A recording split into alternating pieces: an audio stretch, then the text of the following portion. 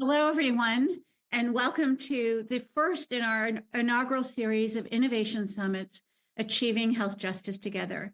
I'm Gwen Darien, and I am going to give you an introduction to this talk and then also and tell you a little bit about our agenda and why we chose Achieving Health Justice Together. So when we think about what we're doing for our projects, this is actually a continuation and builds on a lot of projects that we do at Patient Advocate Foundation, and with themes that are consistent and are brought through everything that we do. And one of the foundational themes that we always that we focus on through all of our work is achieving health equity. And in order to achieve health equity, we also have to achieve health justice. But it's not enough to just achieve health justice. We have to achieve health justice together. So we're going to really focus today on how we can achieve that, how we can work together, what kind of collaborations we have made and our partners and speakers have made. What are the tools? We all know that we need to achieve health justice, but what are some of the tools and strategies and tactics that we can bring together and learn from each other in order to achieve health justice, particularly at this moment in time in our sociopolitical environment and reality.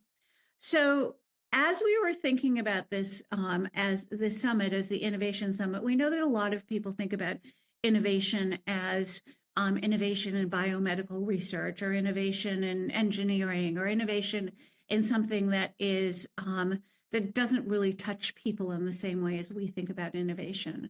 For us, equity and innovation is a critical contribution to health justice because we want to innovate how equitable healthcare is delivered to ensure we all have access to quality, affordable healthcare, that healthcare continues to be seen as a right, not a privilege.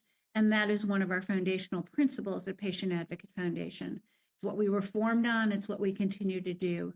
And we thought we would talk a little bit today about what health justice was. And throughout the summit today, you'll hear people talking about what their definitions of health justice, how they've achieved them in their work, how they hope to achieve more health justice in their work. And so we'll talk a lot about a theme in terms of words and what words mean, because words really, of course, matter very much. So just to start for a little bit of level setting of where we are, how we've thought about this and what our jumping off point is that health justice is a community-led movement for power building and transformational change. The community-oriented framework is also a framework for health law and legislative change, because we know that we have to change the system. One of the things that we talk about all the time in our team is that we have to understand individuals, families, and communities' experiences and outcomes in dealing with the healthcare system, but in order to change the system, but in order to help people, we also have to be able to change that system. So it's a virtuous circle of community-led change from the grassroots to policy change, and both policy with a big P and policy with a small p. And the other thing that's really important in health justice, and you'll see this as a theme throughout the summit, is that it really names subordination as a root cause of health inequities. And we'll talk a lot more about that, and we'll talk more about how that has inspired us and inspires us in everything we do across all of our different projects. Next slide, please.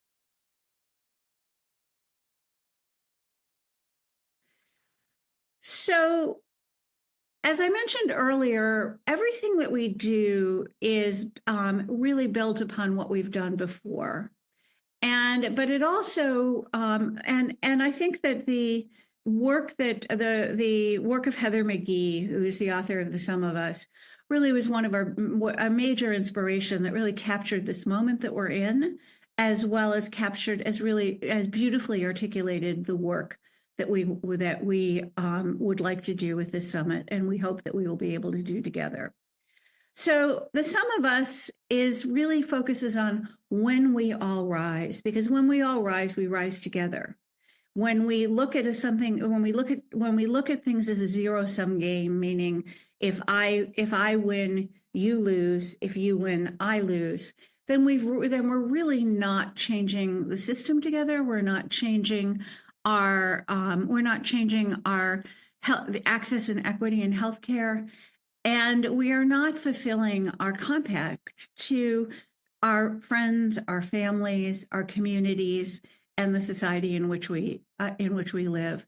So I wanted to just share these two quotes from The Sum of Us by Heather McGhee. Uprooting the zero sum is so essential, as it is embedding in its place, I found, radiating out of the people who had the biggest impact on me and their communities, the knowledge that we truly do need each other. And I hope we'll see that throughout the course of the summit.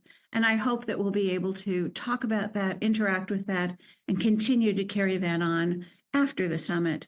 And then the other thing that I think is critical, and we were talking about language before, and we'll continue to talk about language, is that we've got to get on the same page before we can turn it. Now, we have to understand what is important, what are shared values. We don't have to all agree, but we all have to start from the same place on the same page. So it's time to tell the truth with a nationwide process that enrolls all of us in setting the facts straight so that we can move forward with a new story together. And this is something that has been a theme throughout everything that we have done in our prior work, in our convenings prior to this, the inauguration of the Innovation Summit, is to really talk about, really tell the truth about the history, about the present, and about what some of our goals are for a shared future. So solidarity is the answer. The sum of us can accomplish far more than just some of us. Next slide, please. So I've been thinking a lot recently, of course, with the elections of my great friend and colleague, the late Mary Jackson Scroggins, and I think that so much of what I do, so much of what so many people do, because Mary was a mentor and inspiration to so many people, is really a tribute to the enduring power of Mary Jackson Scroggins.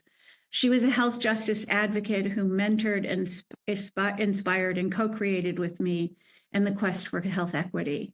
And I am only one of many, many people that Mary inspired and worked with, and kept health equity in the center of everything that we do.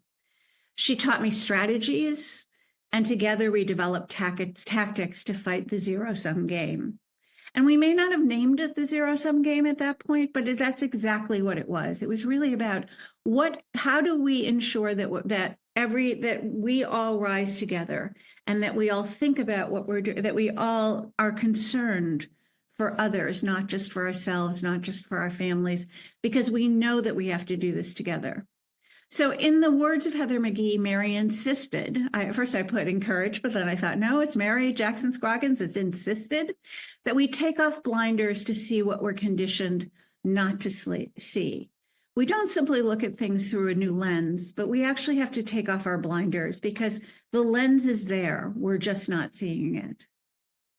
I'd also like to, before we go through the agenda, I want to thank our patient advocacy engagement and education team. This is a team that has organized this summit and so much of what we do.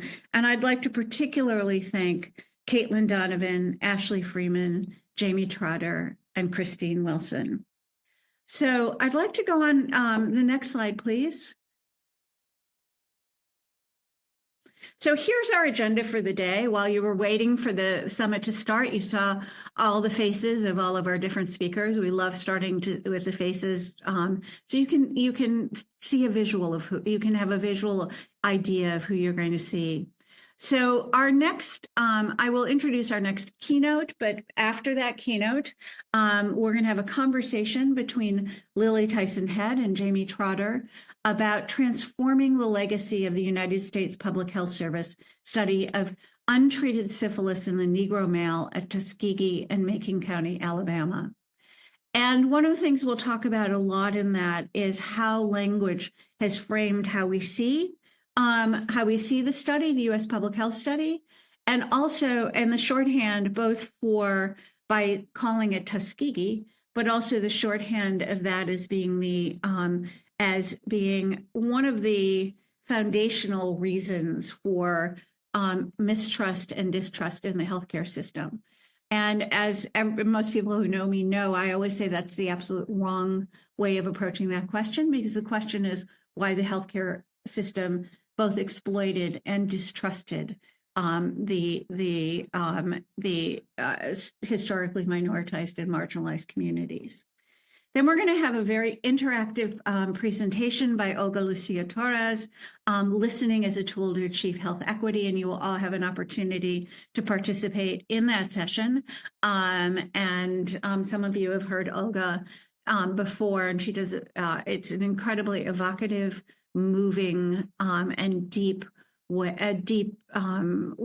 of getting to the heart of some of the issues that we're speaking about in the heart of what we all are experiencing individually and as a community. This is going to be followed by a panel on achieving health justice together.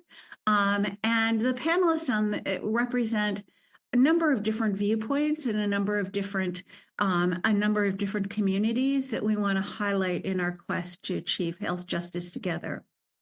There's going to be a podcast excerpt by Dr. Erica Konkars, I Am Large, I Contain Multitudes. And every time I listen to them, I find their insights so moving and so energizing and inspiring. And finally, we will conclude with a call to action and closing remarks with Dr. Philip Alberti, who's the founding director of the American Association of Medical Colleges Center for Health Justice, in conversation with me. So I encourage you to use the chat actively and often. It is a place where lots and lots of conversation happens, as we all know, in virtual meetings, and the chats in our meetings before this we've learned so much from the chats, and we hope that you all learn very much from each other. There will be Q&A after the second presentation, and during that we ask you to use the chat function. So I would like to take this time to introduce our first session, which is our keynote. Next slide, please.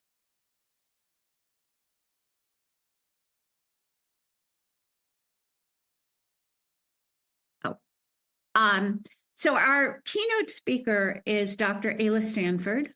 Dr. Stanford is the founder of Black Doctors Consortium Center for Health and the Center for Health Equity, and also the author of the recent book, Take Care of Them Like My Own, Faith, Fortitude, and a Surgeon's Fight for Health Justice. And when we were thinking about our opening talk, one of the things we thought would be particularly powerful was a presentation about how one person could change the system and overcome barriers.